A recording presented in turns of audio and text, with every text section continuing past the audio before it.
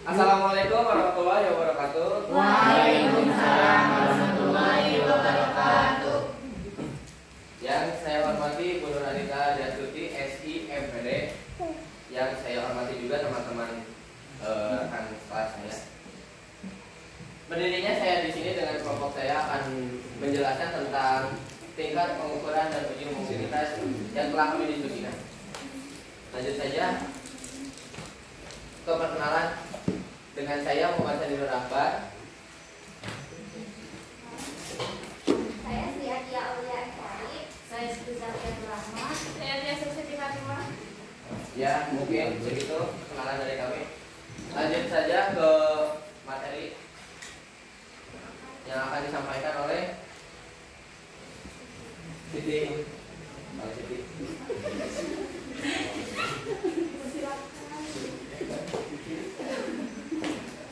Terima kasih kepada moderator. Saya di sini akan menjelaskan mengenai tingkatan pengukuran. Tingkatan pengukuran atau juga bisa disebut dengan skala pengukuran memberitahu seberapa tepat karyawan dicatat. Jadi skala pengukuran ini merupakan sistem yang digunakan untuk mencatat variabel atau data dalam suatu penelitian. Nah, tepatnya suatu variabel itu dalam skala pengukuran sangat penting untuk memastikan bahwa data yang dikumpulkan sesuai dengan tujuan penelitian. Variabel itu adalah apapun yang dapat memiliki nilai yang berbeda di seluruh kumpulan data, misalnya pada tinggi badan atau nilai ujian. Tingkatan pengukuran itu yang umum digunakan ada 4. Yang pertama ada skala nominal. Skala nominal adalah pengukuran dengan yang merupakan tingkat mengkategorikan, memberi nama dan menghitung fakta-fakta dari objek yang diteliti, di mana angka yang diberikan pada objek hanya mempunyai arti sebagai label saja dan tidak menunjukkan kegiatan yang tidak berarti.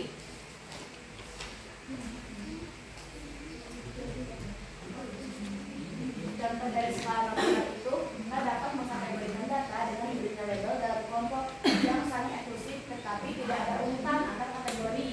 Contohnya seperti kota kelahiran.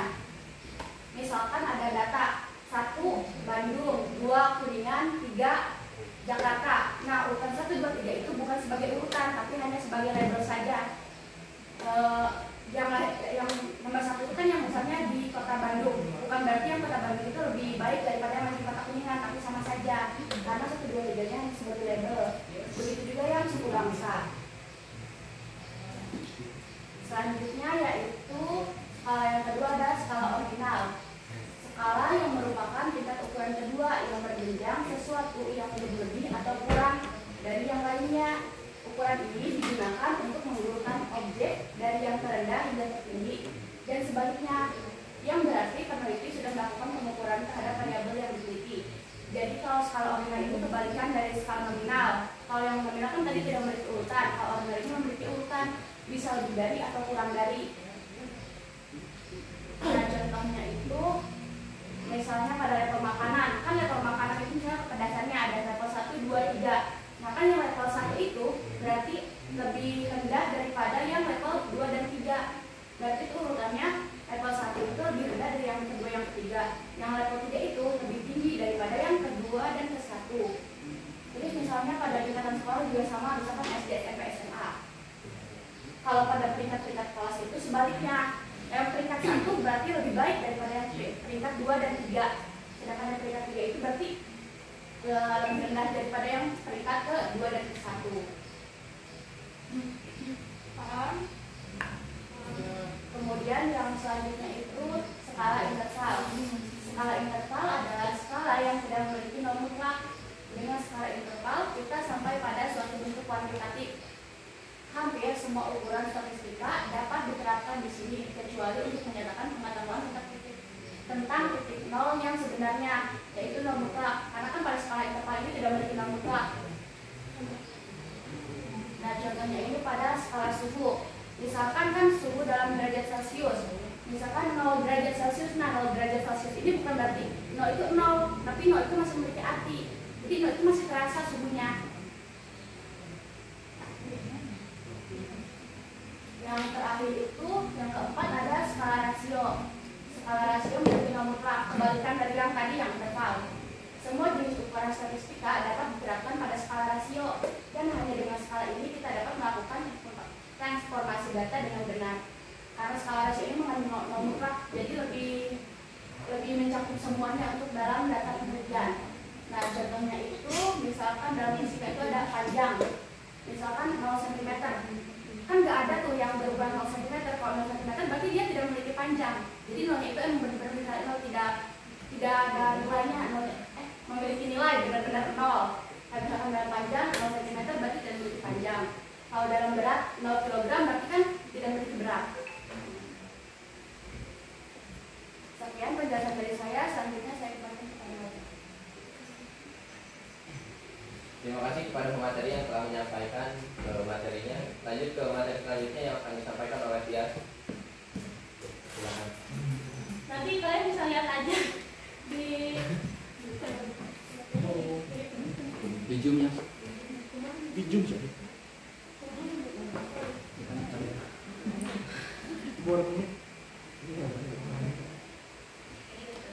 ini hanya kesimpulan aja dari yang tadi. Jadi nominal ordinal kan tadi kebanyakan pakai kata-kata ya. Jadi itu maksudnya ke kualitatif yang dua. Kalau misalnya interval sama rasio karena dia menunjukkan ukuran, itu maksudnya ke kuantitatif.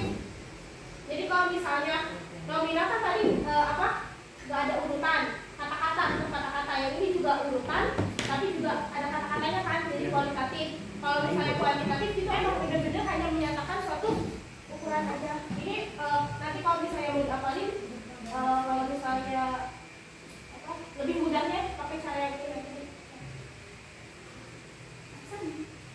Terima kasih kepada Tias yang telah menyampaikan materinya. Selanjutnya materi yang akan disampaikan oleh saya tentang uji homogenitas. Nah, untuk pengertian homogenitas ini secara atau yang disampaikan oleh Sewatno 1995, untuk disimpulkannya itu kita tuh ngambil dari kata homo yang berarti sama, jadi tidak bisa dibedakan itu. Kalau untuk menurut Sewatno juga sama, intinya mah ke nilai atau kelompok atau subkelompok juga yang tidak bisa dibedakan varian gitu. Nah, selanjutnya ke metode uji homogenitas.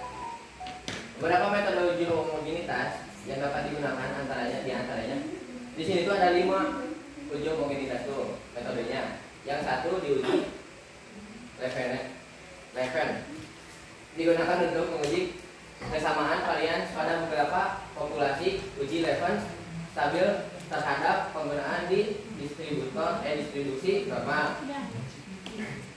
Yang biasa digunakan di SPSS, kita menggunakan itu uji Leven. Nah, kalau misalkan di normalitas, kita menggunakannya atau sering digunakan oleh orang-orang itu di uji F sama uji Bartlett itu. Lanjut ke uji Bartlett, uji F homogenitas adalah teknik analisis statistik untuk menguji apakah dua kelompok sampel data berasal dari populasi yang memiliki variasi yang sama. Jadi untuk uji F itu menggunakannya cuma dua kelompok doang. Yang selanjutnya uji Bartlett digunakan untuk menguji homogenitas varian lebih dari dua kelompok. Kebalikannya, kalau yang ini mah, yang uji F mah menggunakan dua kelompok doang. Kalau untuk uji Bartlett bisa lebih dari dua kelompok. Selanjutnya masih dengan metode uji homogenitas, ada uji Hartley. Digunakan untuk membandingkan nilai varian terbesar dan nilai varian terkecil. Uji ini dapat digunakan jika total sampel antara kelompok besarnya sama. Jadi kalau misalkan besar totalnya tuh atau beberapa varian yang sama tuh, yang kecil tuh digunakannya dengan uji Hartley. Uji kedua ini juga jarang digunakan sih, yang soalnya yang sering yang tadi uji F sama uji Bartlett. Selanjutnya uji Cochrane lebih sensitif dari uji Hartley.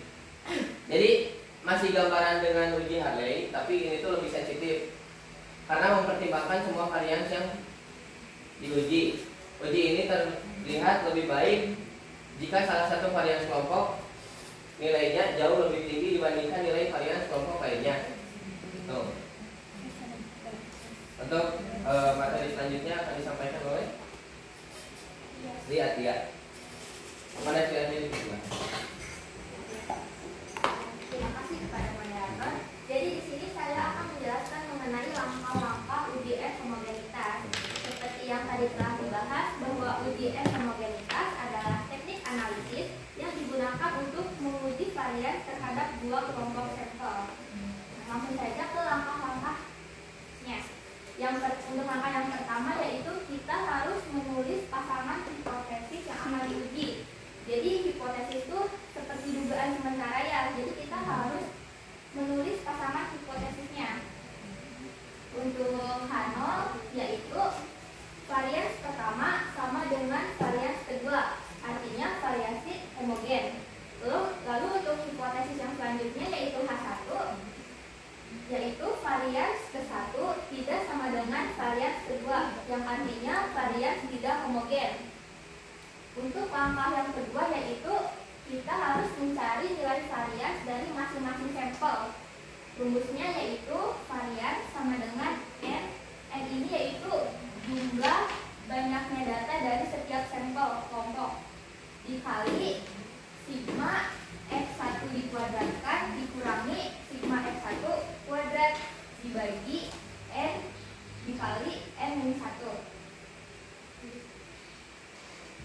Untuk langkah yang ketiga yaitu setelah tadi kita mencari nilai varian dari masing-masing kelompoknya, kita harus langkah selanjutnya yaitu kita harus substitusi nilai tersebut kepada rumus uji F. Nah, F ini tuh sama aja dengan F hitung.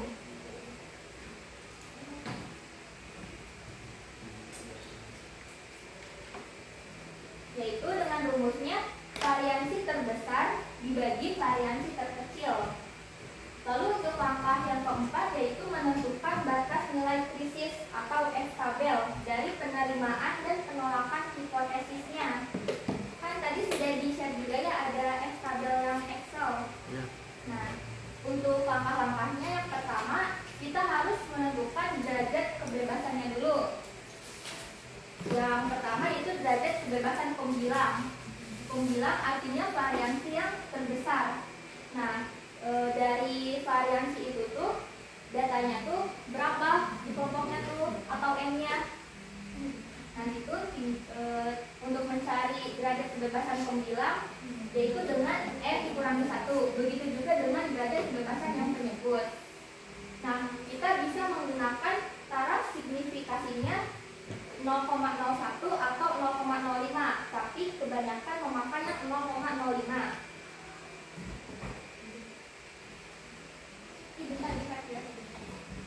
Nah, jika kita telah mengetahui derajat kebebasan pembilang dan penyebutnya, kita aplikasikan kepada tabel tabel yang telah di-share, yaitu dengan derajat kebebasan pembilang yang di sebelah kiri dan derajat kebebasan penyebutnya yang atasnya. Atau sama aja ini dengan DF1 dan ini DF2.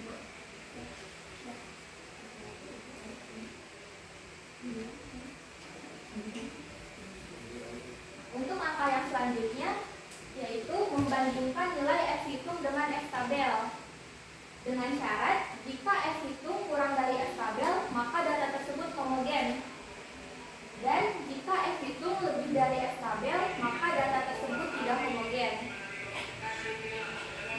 Dan yang terakhir yaitu menarik kesimpulan. Kesimpulannya data yang telah kita cari itu homogen atau tidak. Agar kita lebih paham lagi, lanjut saja ke contoh soal. Kurang tarik siapa? Pakai son. Kan di sini diketahui data hasil belajar matematika. Ada 2 sampel, yaitu kelas A dan kelas B. Dengan tiap sampelnya itu berjumlah sama, yaitu ada 16.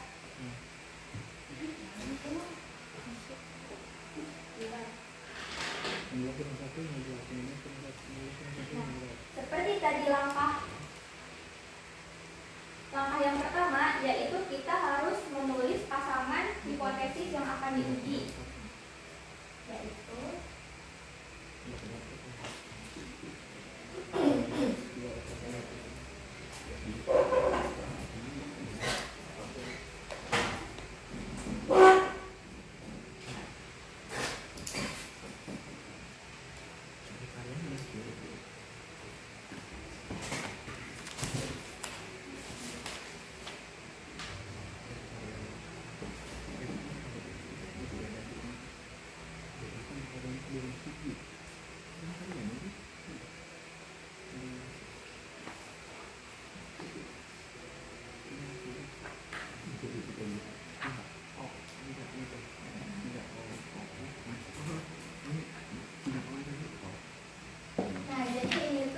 hipotesis yang akan kita uji. Lalu ke langkah yang kedua, yaitu kita harus mencari nilai varians dari masing-masing sampel. Yang pertama kita mencari varians dari kelas A terlebih dahulu.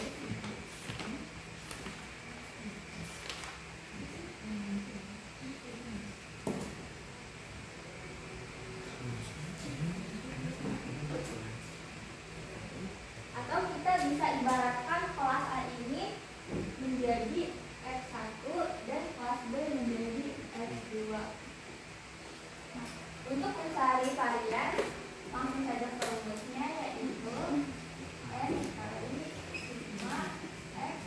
Karena varian kelas A ini disimbolkan dengan X1, berarti dikali sigma X1 kuadrat dikurangi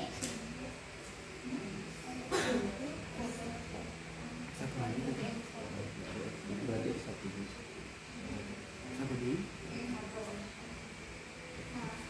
kan telah diketahui yang datanya ada 16, berarti M-nya 16.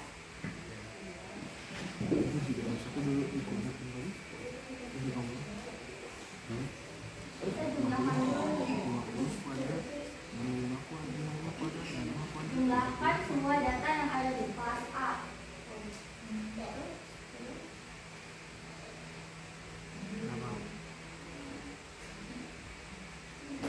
Anjir itu mantap ya. 9, 14, 20, 21, 45, 41, 42, Setelah dihitung itu ada 1025. Lalu untuk selanjutnya, agar kita lebih mudah dalam mengaplikasikan ke kuadratnya, kita kuadratkan dulu masing-masing data di sampingnya ya.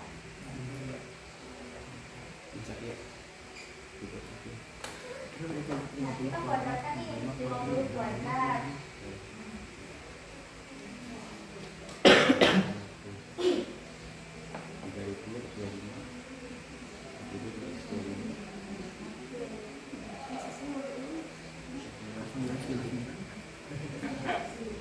apa dia tuh?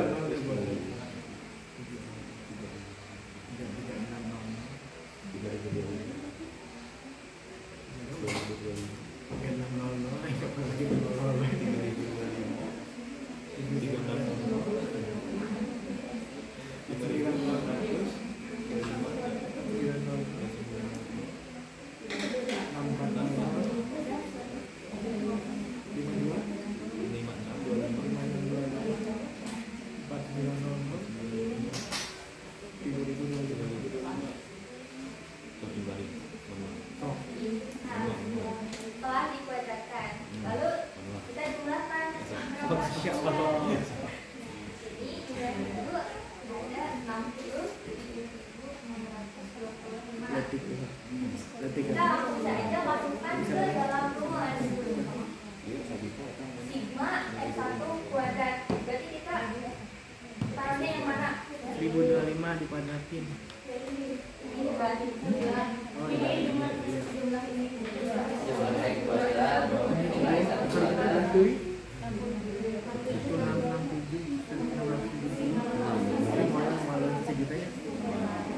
berapa jumlah dari X1? 1025. kuadratkan. Dibagi berapa n-nya? 15. Kita kalikan ini terlebih dahulu. 16 dikali 67.625. 1.082.000. Ya. 1.082.000 dikurangi 1025 dikuadratkan. 1.050.625. 15625. Dibagi 16 kali 15. Nah, berapa 1.082.000 dikurangi 1.050.625? 31.775.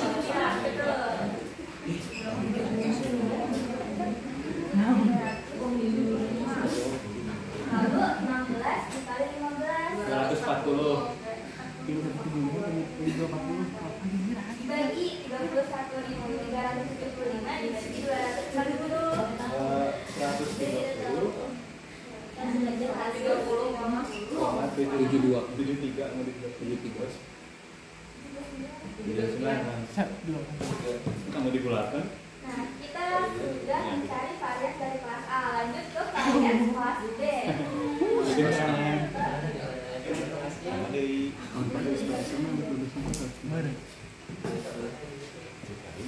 Itu dina besi kira besi. Tebak. Kita nggak besi. Nggak besi nih. Kita tulis dulu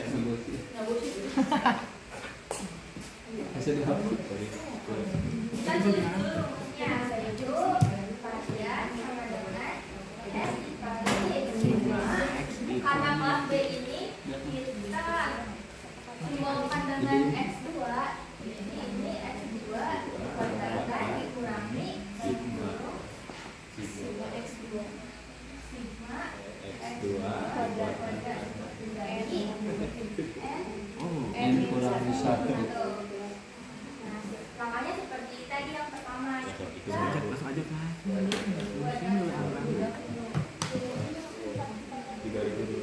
sebelum itu kita juga harus dulu data dari semua B ini ada berapa.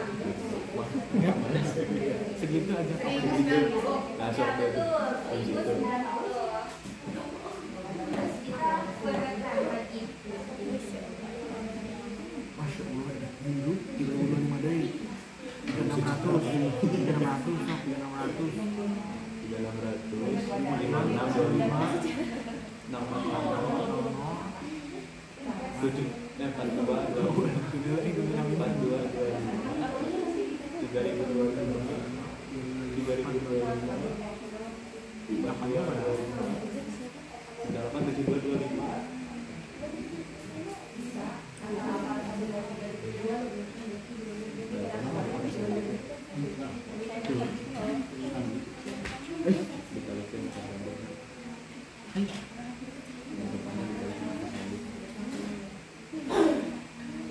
maksudnya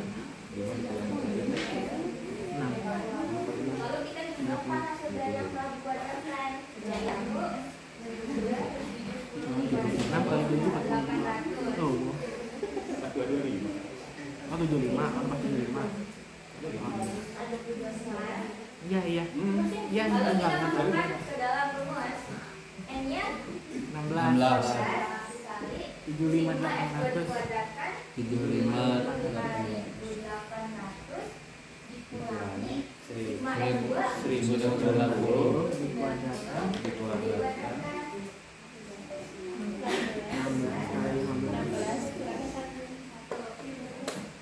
Kita kalikan terlebih dahulu 16 dikali 75.800. 1.212.800. 1.212.800. 1.212.800 dikurangi 1090 dikuadratkan 1.188.100. Wow, keren. dibagi Langsung 140. 1.212.800 dikurangi 1.188.100. Ya betul. Mantap. Jenny. Hidup jajan. 16 kali 12 240. 102 917. Kabeh tilu tilu angka tuh. Angka 7. Nah, kita telah mendapatkan nih nilai variasi dari tiap-tiap kelompok. Ya. Lalu kita ke langkah yang selanjutnya yaitu mencari F hitung. Ya betul. A sama dengan F hukum. F hitung kan rumusnya tuh varian terbesar bagi varian terkecil.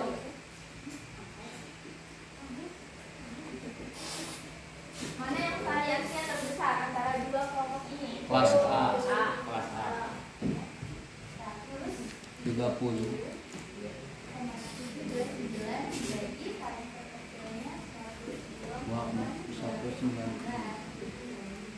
Itu hasilnya 1,276. Lalu untuk langkah yang selanjutnya kita mencari F tabel. F tabel. Nah, untuk mencari F tabel kita harus mengetahui terlebih dahulu derajat kebebasannya. Yang pertama derajat kebebasan untuk pembilang 15 dengan rumus N-1. Nah, varian pembilang ini mempunyai N-nya berapa? 16. Ini 16 dikurangi 1 sama dengan 15.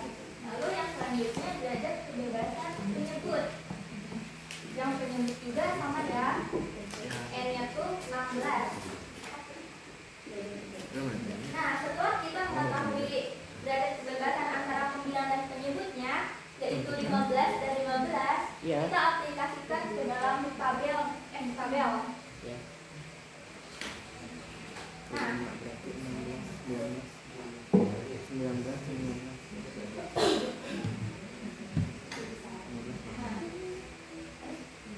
yaitu 24. kan kalau yang Itu dia. pembilang itu yang dari 9. Kalau yang penyebut itu yang atas. Ini tuh 15, ini juga di atas 15 ya. Dan kamu ini DF1 yang mana dia? DF1. Iya, Kiri. hadap. ya, itu 2,403. 2,403. Nah, kita telah mengetahui nih F hitung dan F tabelnya. Untuk langkah yang selanjutnya yaitu membandingkan antara nilai F tabel dan F hitungnya. Nah, kira-kira antara F hitung dan F tabelnya lebih besar atau lebih kecil?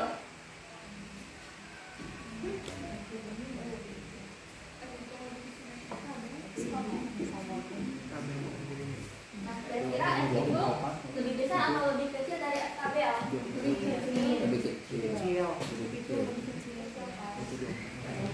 Nah, langkah yang selanjutnya kita menarik kesimpulan bahwasanya F hitung lebih kecil dari F tabel, artinya tuh Data data homogen. homogen. Kesimpulannya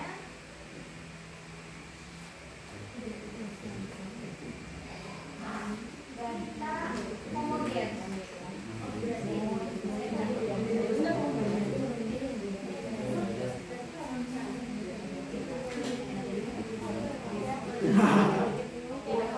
Apakah ada yang ditanyakan dari pembahasan tadi?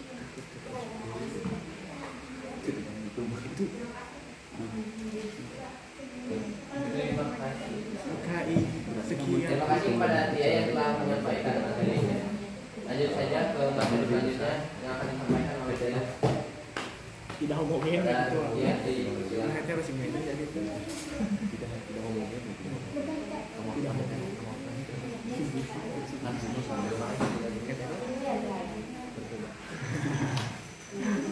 Berdesain bervariasi. Berarti tidak homogen sampai poin paling. Semangat. atasan tim. Masih?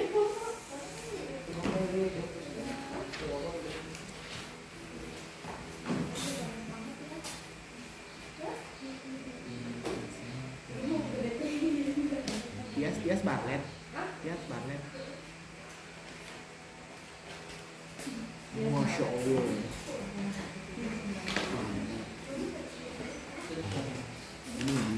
Langsung ya langkah-langkah uji Barlet. Menghitung masing-masing varian kelompok. Tadi kalau uji Barlet berapa kelompok? 2 kelompok atau lebih? Lebih dari dari 2 dua kelompok. kelompok.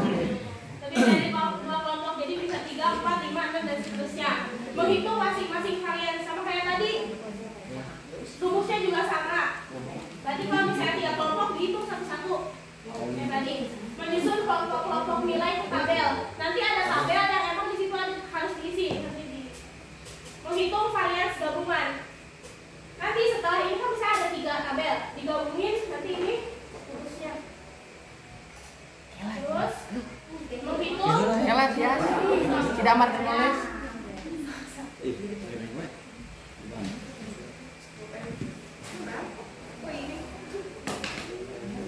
SD. Shotgun 2. Sigma DB. Terus? Terus? SD 2 kuadrat Sigma DB terus log SD 2 Mana tuh ya? Enggak tahu.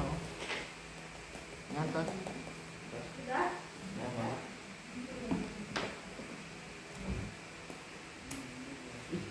Kayaknya saya dengan KI. Lanjut. Menghitung satuan Barlet. Jadi menghitung satuan Barlet itu rumusnya sigma db itu datanya, terus nanti log sama si variasinya. Terus menghitung nilai C kuadrat hitung. Kalau misalnya uji Barlet itu ada tabel apa?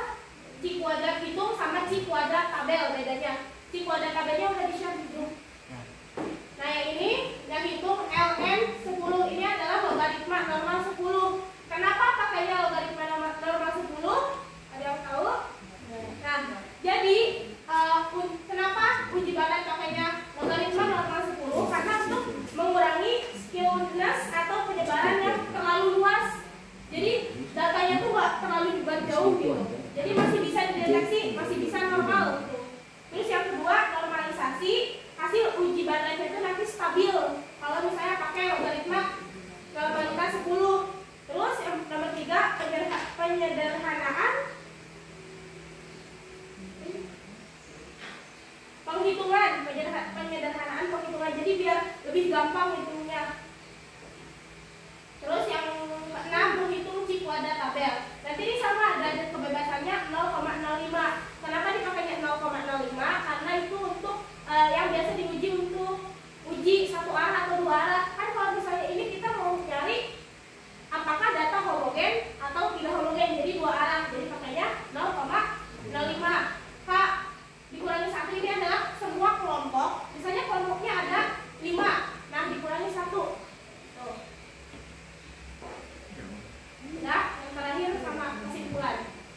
Sekarang langsung ke contoh soal. Ini di sini ada kelompok 1, kelompok 2, kelompok 3, kelompok 4. Tapi di sini kan beda-beda. Ada yang 5 nomor, 5 jumlah datanya ada yang 5, ada yang 4. Tapi itu tidak mempengaruhi, itu tuh masih bisa homogen. Gitu. Nah, terus langsung ke, nah ini biar gampang. Boleh dipotong dulu kalau misalnya itu biar gampang slide-nya. Ini tuh data yang tadi tapi udah dikuadratkan biar gampang.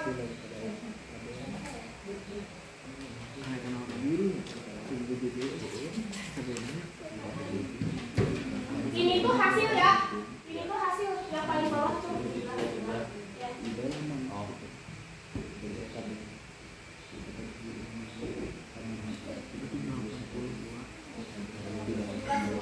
Jadi nanti lebih gampang. Udah, Bapak. Lanjut.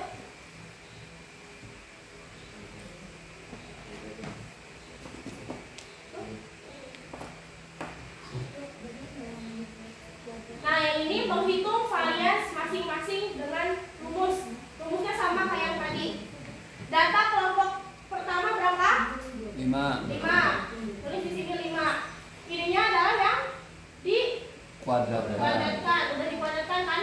Sama nggak? 1462. Ya. Nah, sama. Yang ini nilai data yang X1 dikuadratkan.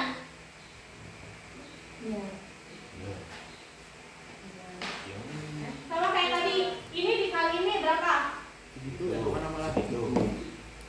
Jika itu hasilnya 7.310 dikurangi 82 dikuadratkan 6.724 dibagi ini jumlah data dalam kurung dikali jumlah data dikurangi 1 berarti 5 dikali 4 berapa? 20 hasilnya adalah 29,3.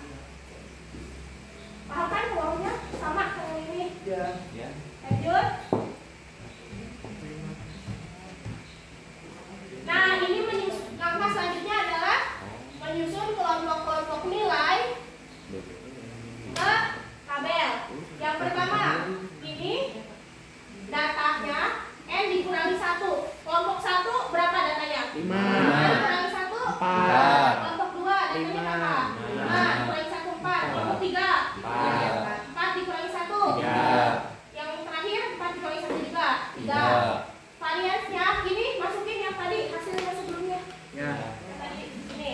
Nah sekarang DB ini adalah data ini. S kuadrat berarti yang ini dikali yang ini. Sama dengan yang ini. Terus log S kuadrat ini nanti di kalkulator hasilnya ini. Terus data log yang ini varians berarti yang ini dikali 4. 4 hasilnya 5,48. paham? Lanjut ke Kemana? menghitung varians gabungan. Ya. Varians gabungan rumusnya sigma data varians berapa hasilnya? Lihat yang tadi. Nah ini sigma nih Ya. hasilnya yang ini. Sigma Paham? juga kali ini. Oh iya. ya. Ya. Jumlah terus ya. Terus yang ininya adalah jumlah data. Yang ini. Oh iya. Ya. Lanjut hasilnya adalah begini. Log varians gabungan ini hasilnya yang ini. Bisa dicek? Ya lognya nanti tinggal misalnya di kalkulator log. Yang ini dimasukin ke sini. Log varian gabungan. Dikuadratkan adalah jalannya. Ini tuh gabungan Oh maksudnya. iya. Itu hasil itu lo harus punya apa? Ini berarti yang di log nanti dari tinggal hitung log 26,58 Oh, ya hasil dari benar? 2,58. 1,42 ini teh sudah. Dah. Nah sekarang ke menghitung satuan Bartlett. Bartlett sama dengan sigma data. Data tadi hasilnya berapa? 14 kan? Ya. Kali log varians gabungan. Berarti ini kesiniin. Paham? Paham. Sama dengan 19,88. Lanjut.